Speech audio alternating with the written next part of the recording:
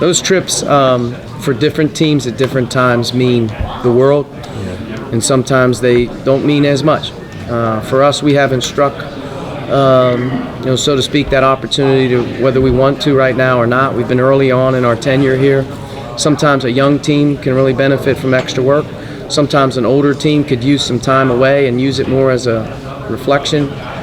We've used it as both, been a part of them. They're always great experiences for the kids because the opportunity for them to do that may not happen. As a coach, you're scared to death of injury, and you're scared to death of the season already becoming long, of becoming really long.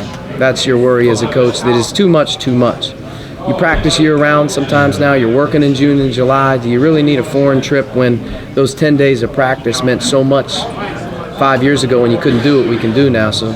But I do think the trip, from a camaraderie standpoint, from an experience standpoint, you can't ever go wrong with that. And we'll do one. I'm not sure. We may go to French Lick and spend 10 days down there in French Lick and use some outdoor courts, work at some YMCAs. Maybe that's as courts right by there. Maybe that's as foreign as we'll get. We'll be crossing an enemy line, and maybe we'll go and take a trip to another state. I don't know, but for us, we'll do one. Yeah. We haven't yet.